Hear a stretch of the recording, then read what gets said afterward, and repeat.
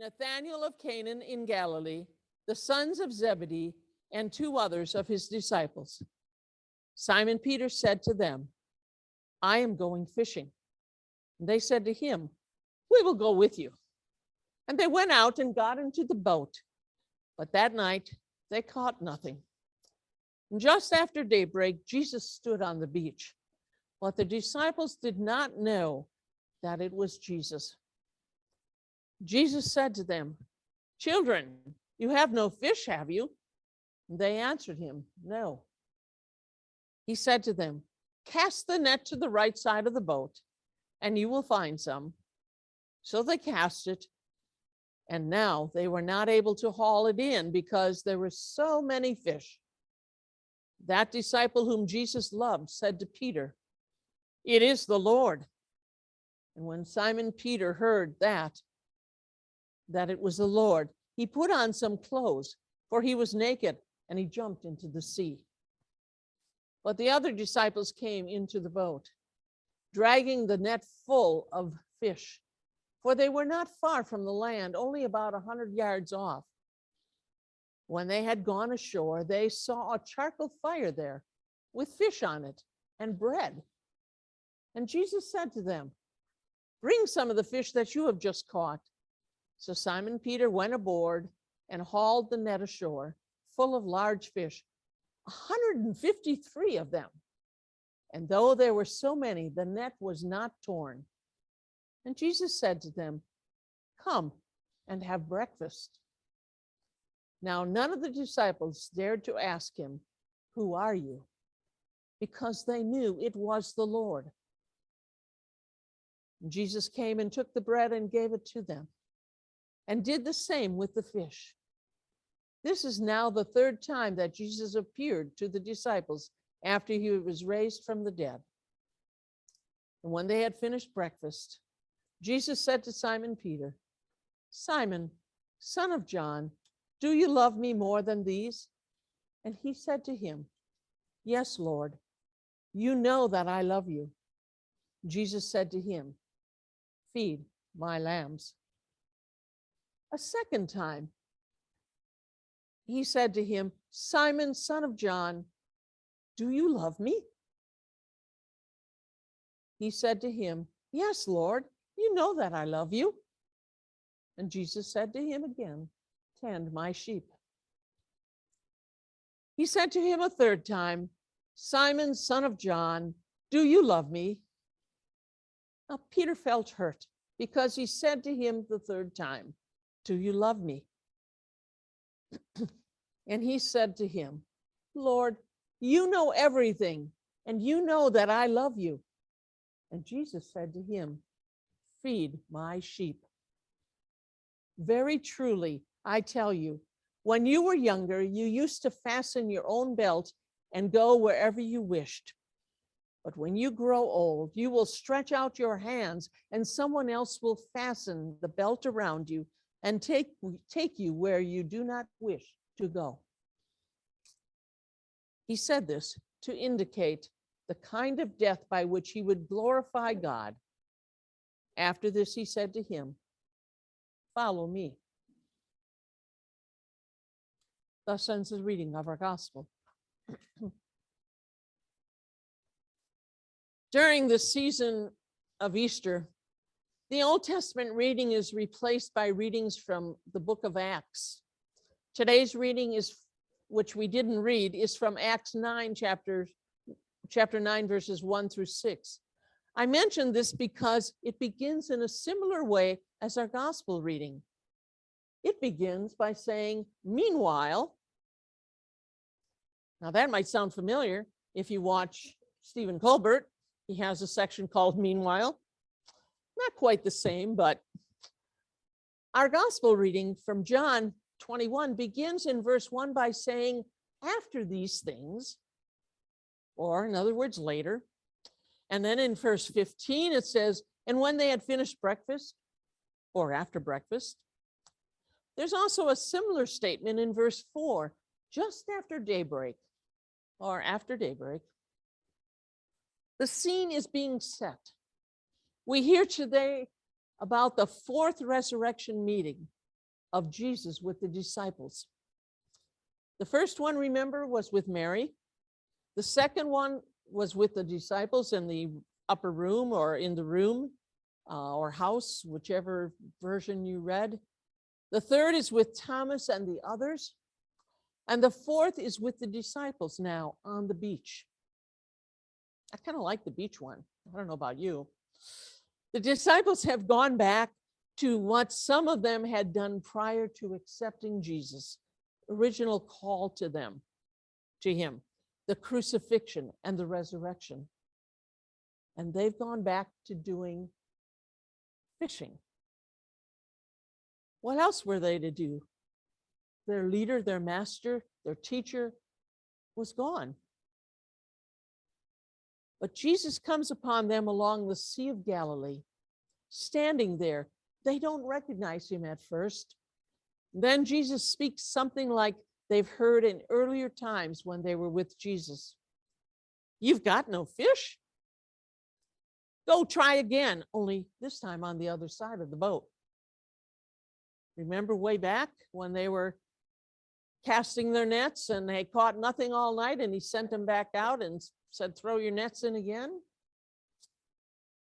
Wow. This time they caught so many fish and large ones, they could hardly bring them in. And luckily they weren't far from shore.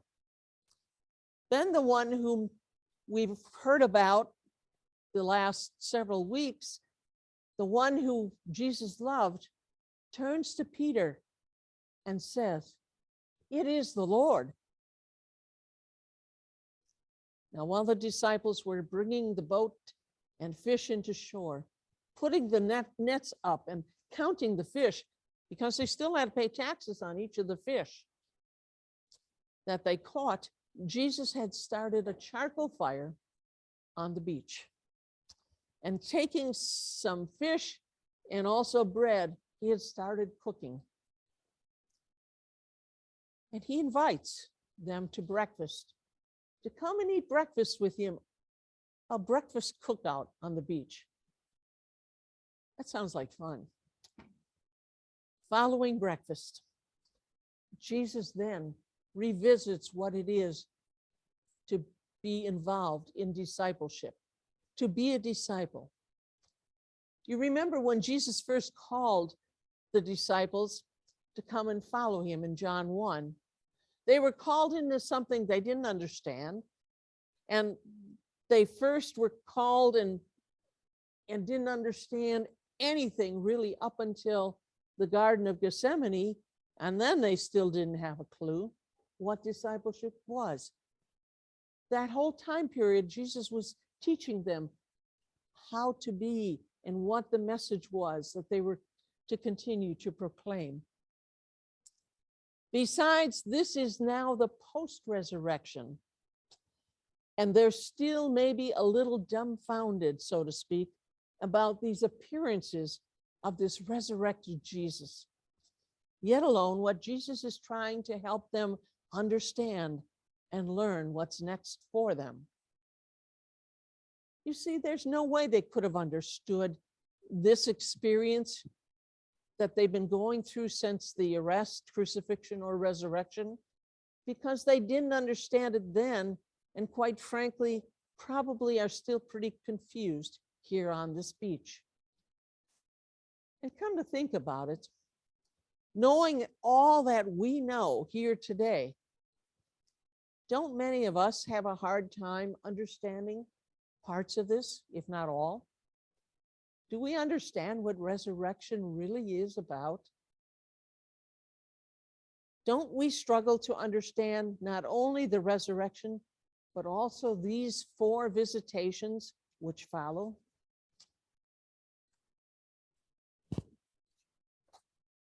So, following breakfast on the beach, Jesus confronts Peter.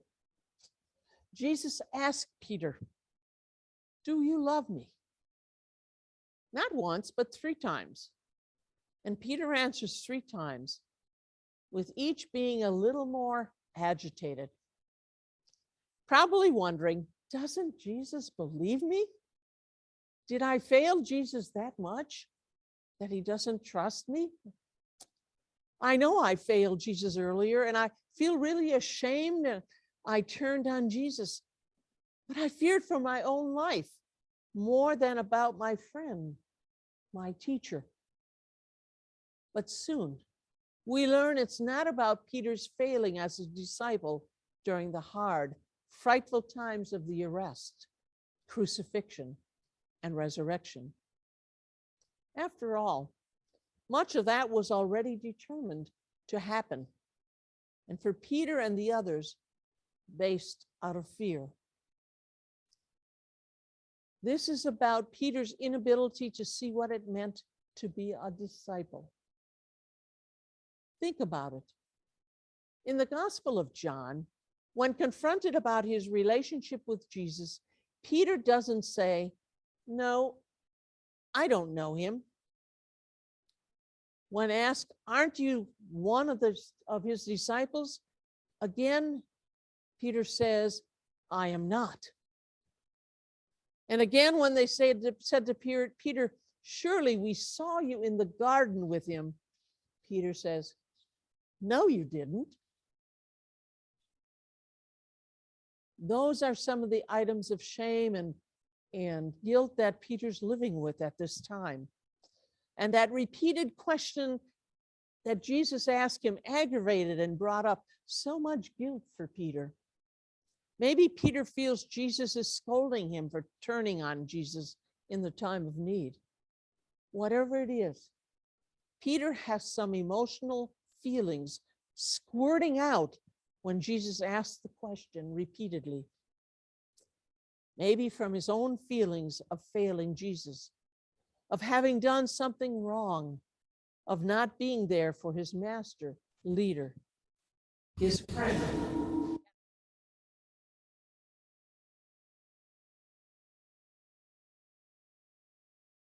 Would reading this section with a different voice, say one of great joy, change things? If we read this all with a really sense of joy and celebration, maybe. Will it change how Peter hears the repeated questions? Will it change how Peter, or for that matter, how folks today, like you and I, how we feel when hearing God's call of them, of us? Probably not. But Jesus is not scolding Peter, or any of the others for that matter. Jesus is calling Peter and the others back to discipleship. They don't have to go back to their former vocations. He's calling them back to discipleship and wants them to begin to understand what discipleship means now. Discipleship post-resurrection style. It's not just following anymore and sitting back and learning.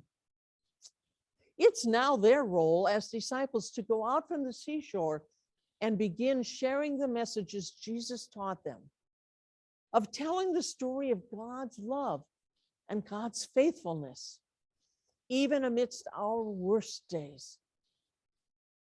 Jesus is affirming God's and his original promise through Israel for all of the world. Remember it? God loved the world. God keeps God's promise to his people, whoever they are, and thus, so does Jesus. Today's gospel finds Peter, after the first 3 resurrection appearances, basically saying, "I'm going out, I'm going fishing. It's what I know best, what I can go back to with my life." But Jesus finds Peter and the others and calls them back to do the mission they were trained to do while they followed Jesus pre-resurrection. Peter's the same person as the others are also, in the same vocation as when he was called the first time. And Peter and the others are now called again, but this time with much more clarity. And with the Holy Spirit leading them and also within each of them. They are called to be witnesses, disciples going forth. This story isn't really about Peter or any of the disciples specifically. It's not about us either. It's not a story about failures, about not living up to being a follower, a disciple pre-resurrection. But it is about discipleship, and it is about you and I, and Peter and the disciples, and all in between them and us. It's about discipleship and what it means now post-resurrection. It's about who you and I are as disciples, not about who you and I are because of something we did or didn't do. It's not about us at all in that way. It's about who God is. It's about Jesus being made known after Jesus no longer is here walking the earth with us. It's about what God is doing through discipleship to help all people recognize Jesus amongst them. So there's no uncertainty about it. It's completely undeniable and totally recognizable. God keeps God's promise and never gives up on us, no matter what we do or where we run to. What Jesus is trying to help them understand and go forth and lead and be disciples and share is that they can teach others to recognize Jesus and God walking with them, always with them along the way. So it is.